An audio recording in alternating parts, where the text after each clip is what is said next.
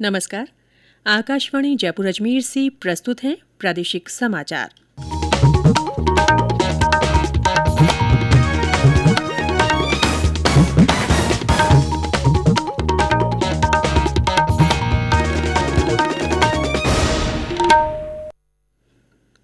समाचारों के साथ मैं रितिका गुप्ता। देश में अब तक 7,44,00,000 से अधिक लोगों को कोरोना के टीके लगाए जा चुके हैं। कल इस अभियान के 78वें दिन 13 लाख से अधिक लोगों को वैक्सीन दी गई। इस बीच उपराष्ट्रपति एम वेंकैया नायडू ने आज नई दिल्ली के एम्स अस्पताल में कोविड टीके की दूसरी खुराक लगवाई।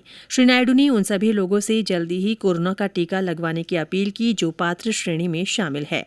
इधर प्रदेश में अब तक 67,95,000 से अधिक कोरोना वैक्सीनेशन हो चुका है। इसमें 59,45,000 से अधिक लोगों को पहली डोज और 8,49,000 से ज्यादा को दूसरी डोज भी दे दी गई है। कल 4,50,000 से ज्यादा टीके लगाए गए।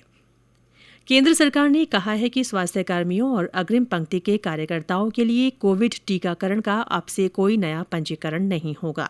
स्वास्थ्य सचिव राजेश भूषण ने राज्यों और केंद्र शासित प्रदेशों को लिखे पत्र में कहा है कि कुछ अपात्र लाभार्थी टीकाकरण के लिए इस श्रेणी में अपने नाम पंजीकृत करा रहे हैं, जो नियमों का उल्लंघन है।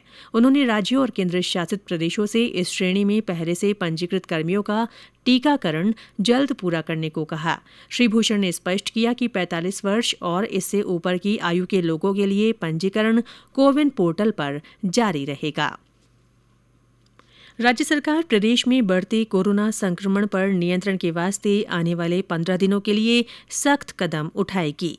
मुख्यमंत्री अशोक गहलोत ने कल वीडियो कॉन्फ्रेंस के माध्यम से एक बैठक कर इस संबंध में निर्देश दिए।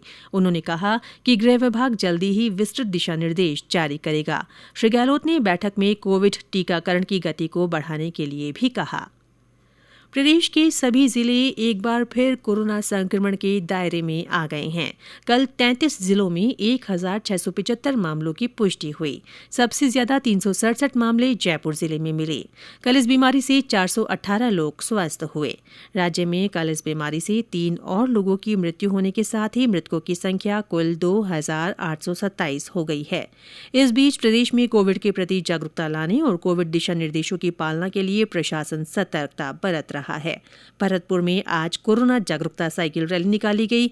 इसमें 100 से अधिक प्रतिभागियों ने साइकिल चलाकर स्वस्थ रहने का संदेश दिया। प्रदेश की 3 विधानसभा सीटों सहाड़ा, सुजानगढ़ और राजसमंद पर होने वाले उपचुनाव के तहत 17 अप्रैल को मतदान होगा। कल नाम वापसी के बाद 27 उम्मीदवार चुनाव मैदान में रह गए हैं।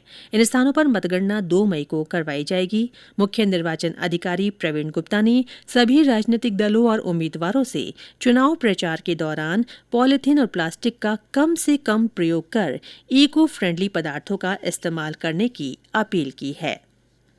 जालौर जिले में आज सुबह कार और ट्रक की टक्कर में कार में सवार 4 लोगों की मृत्यु हो गई और 2 अन्य घायल हो गए।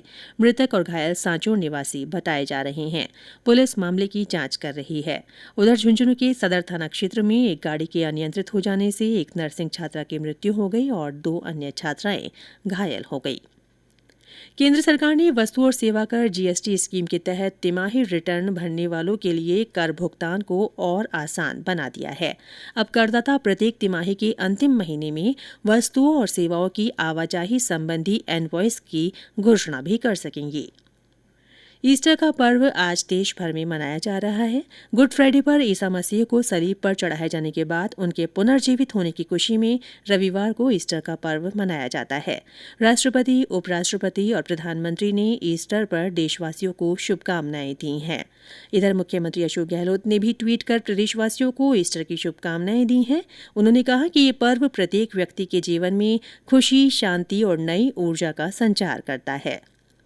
प्रदेश में कल से नया पश्चिमी विक्षोभ सक्रिय होगा। मौसम विभाग के अनुसार इसका असर पश्चिमी राजस्थान की जैसलमेर, नागौर, जोधपुर, बीकानेर, हनुमानगढ़, श्रीगंगानगर और चूरू जिलों में रहेगा। इन स्थानों पर धूल भरी तेज हवाएं चलने की संभावना है। और अंत में कोरोना जागरूकता संदेश।